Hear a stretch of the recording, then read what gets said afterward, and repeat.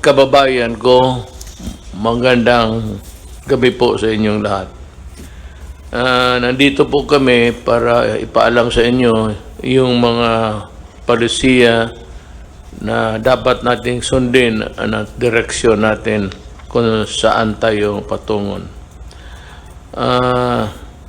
Lahat na ito po ay ginagawa namin, believe me, because the interest of the nation calls for it, demands for it actually. I have to be productive as president.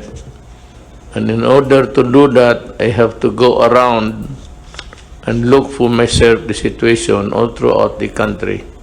That is the job of the president, seeing to it that the republic is well guarded and the welfare of the people it's the highest concern.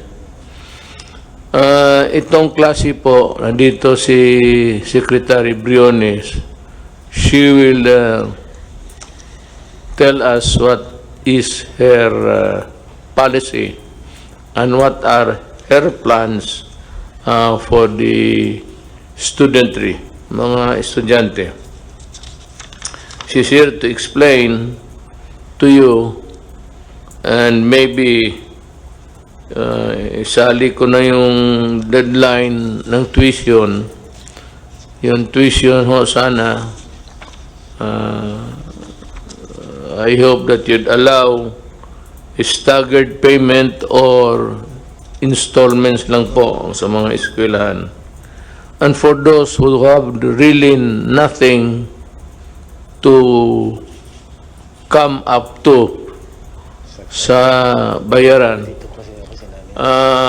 you have the land bank, and kindly listen to the rules, kasi itong land bank bubuksan namin and you can borrow money to finance the education of your children.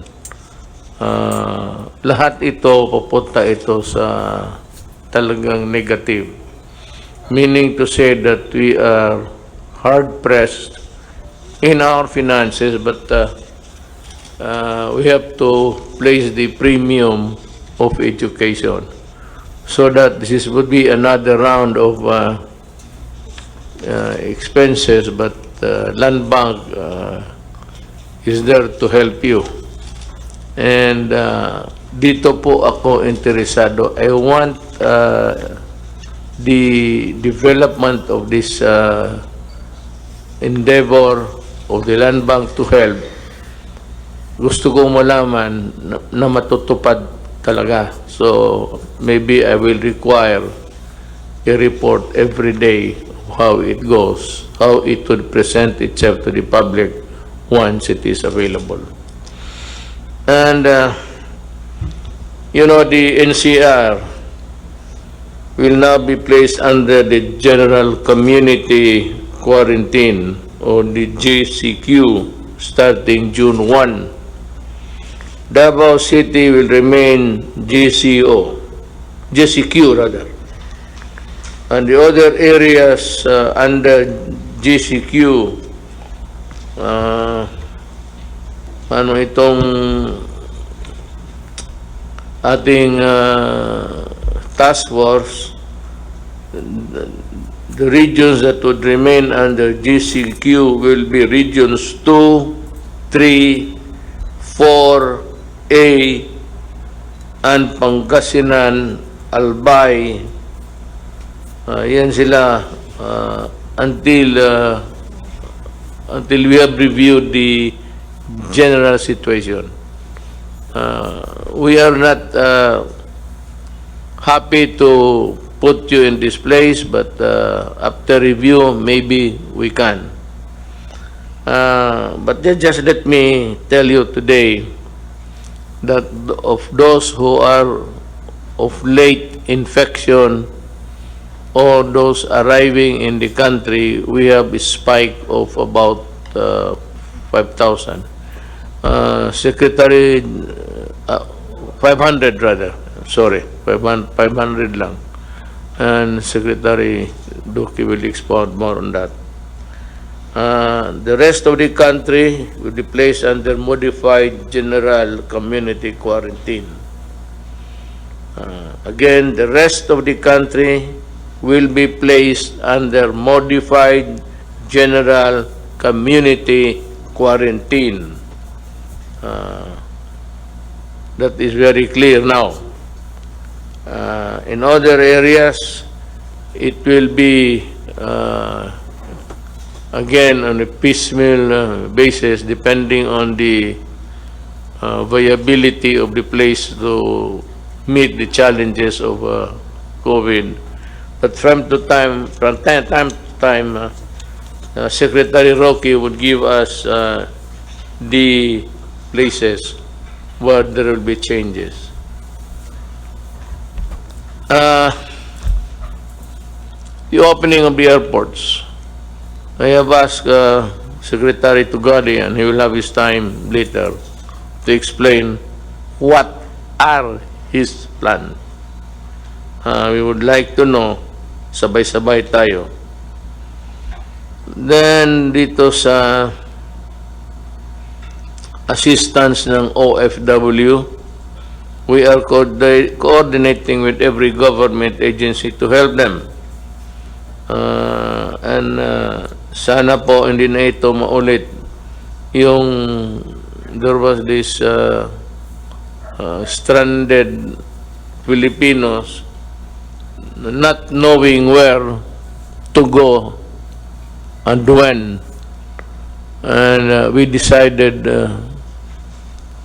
immediately that they be returned to their home provinces. Nangyari po ito, halos sa kanila nakauwi na. But we are expecting the 300,000 something that Secretary Bellew has communicated to us. And that would be also a problem again. But this time, we should know what to do. It's a matter of calibrating every arrival and maybe sending immediately, if possible, the overseas workers coming in first. Unless, of course, they are detained because of they are sick of COVID. I mean, sick, talagang kailangan ng ospital.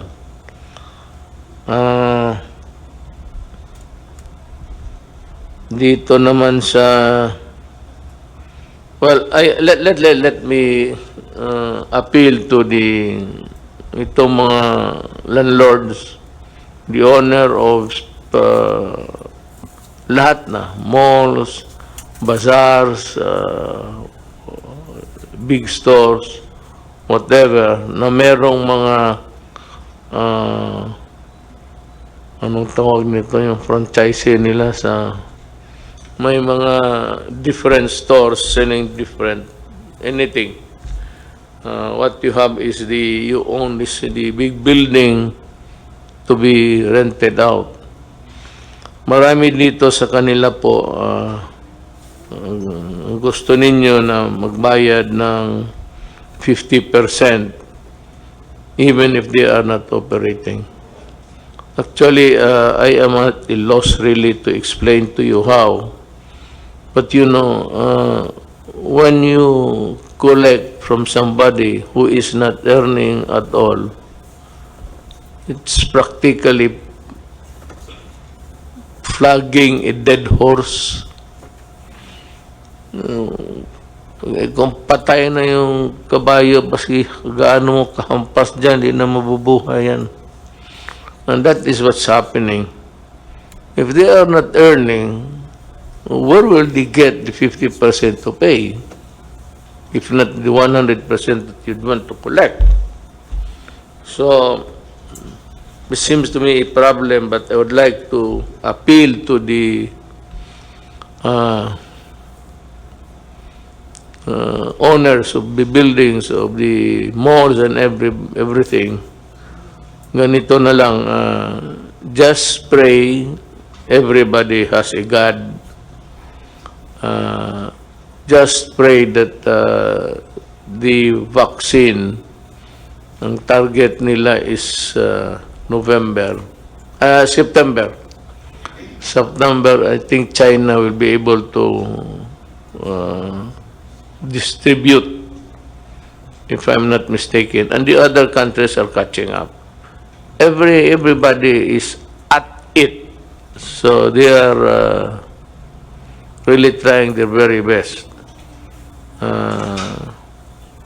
Kaya lang, itong China, hindi ito hambog, wala itong ere, but they you know, they work, and I'm very sure that they will be the first one of the countries that would be able to come up with the vaccine. Ang atin ito is yung mga rental sana, balikan ko, should be a matter that should be addressed by the DTI, and there can be some sort of an adjudication process to fix this problem. Ako naman nakikiusap, nagmakaawa, dahil nga talagang if you're not earning, how are you supposed to pay? So maawa naman tayo sa mga kababayan natin. Let us help one another. If it does not really spell bankruptcy sa inyo, tiisin na lang ninyo with nothing except your savings to tide you over. Baka sakali makatulong yung appeal ng gobyerno. Remember that the nation is still, the entire nation is still under quarantine. Let us move to the so-called new normal as we, let's see what develops ahead. Okay, kung mayroon lang bukas, I will be the first to announce. But, alam mo, remember, the COVID microbes are still in the air that you breathe, that you pass on to your fellow men if you are not ready or willing to wear the mask. It is precisely, this is the protection, not for you if you do not want it, but for the protection of the other guy. And that is why the state has every right to control your movement if you pass on a contagion to the other to the population. Kasi kung ikaw lang ang gusto, ayaw mo, and there are people who are like that, ayaw nila. And they believe that they have the antibodies to fight the coronavirus. So, if the virus is there, tapos gusto mong labanan, bahala ka. But for you to pass that virus, if you get it from one place and from another person and pass it to the other guy, that's different. That is where the right of the state comes in. So that to prevent a mass contagion, gusto namin putulin kung saan namin maputol to stop it. That is the reason of the essence of the police power of the state, to come up with measures to protect public interest, public health, public safety, lahat. Nandiyan yan. Case of peace and order, magkagulo, the state comes in. Yung may contagion and everybody is dying, falling, kasali yan. Public interest, if say, uncontrolled movement, or baski people trying to seize other people's property or things like just being into a state of anarchy. The state has the right to come in and put a stop on it. It is the survival of the Republic of the Philippines. This is a country of Filipinos who obey the laws. If you do not obey the law, that's your problem. Bahala ka. Good kung makasibat ka. Kung hindi ka makasibat, ay pasensya ka.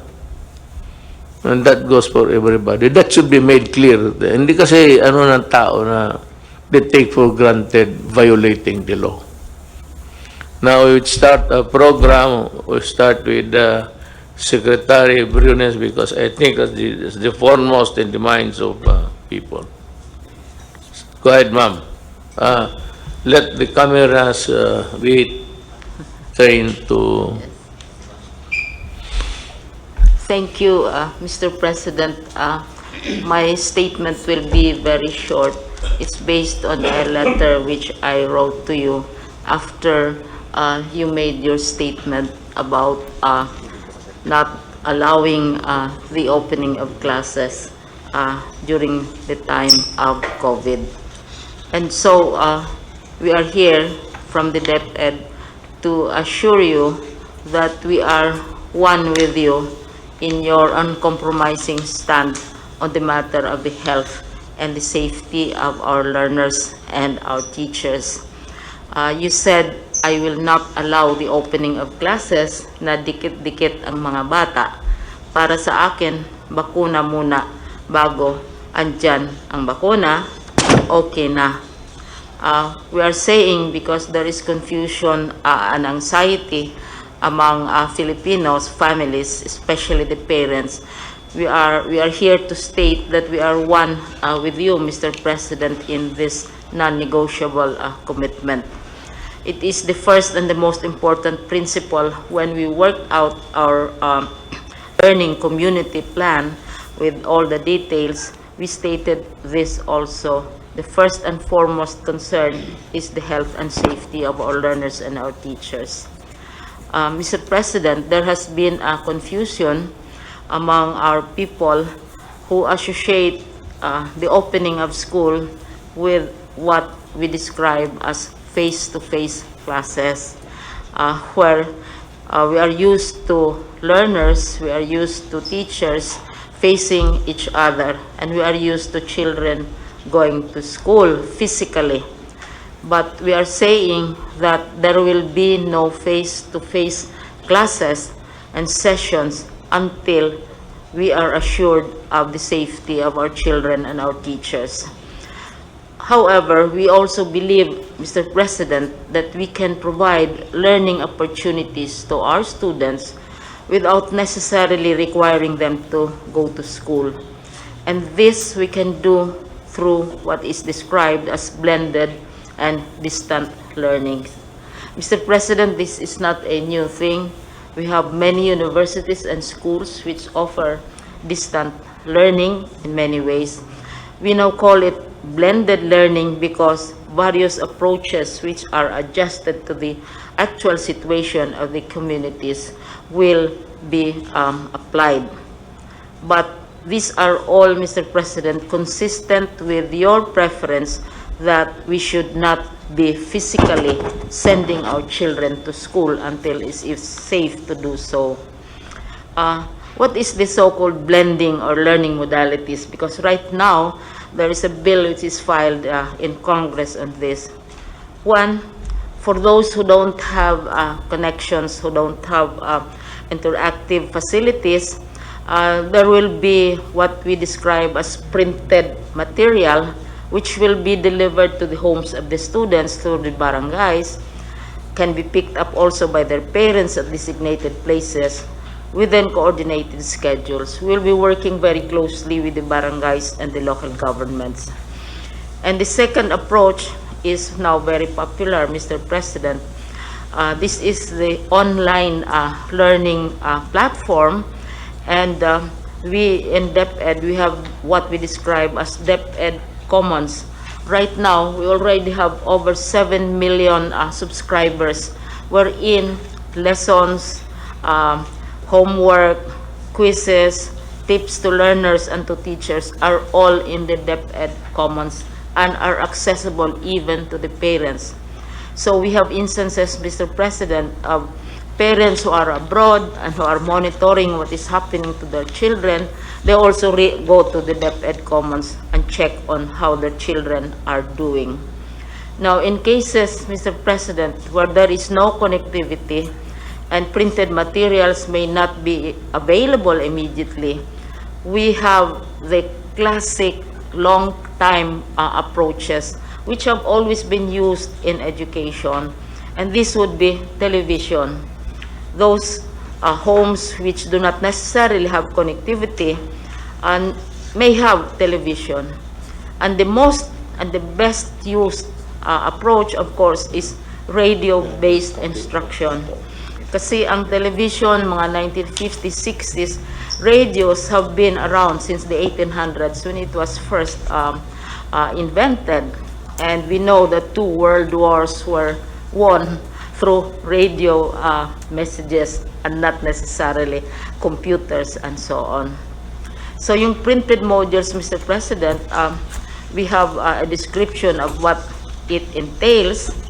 And then also, on the matter of online, ito yung popular talaga. It's gaining popularity, online distance learning with already 7 million subscribers. And we assume here that they have access to internet. And one worry is, how about the students and the teachers? Do they have access to laptops? We made a survey, Mr. President, of teachers, more than about 788,000 of them, to find out whether they have laptops or desktops in their homes. More than 80%, nearly 700,000 have laptops or desktops in their homes, because teachers acquire these for various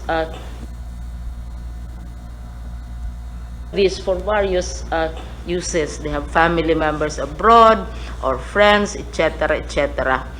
So this is a very, very popular mechanism for dispensing education. Now, for those who don't have access to interconnectivity, then we have television.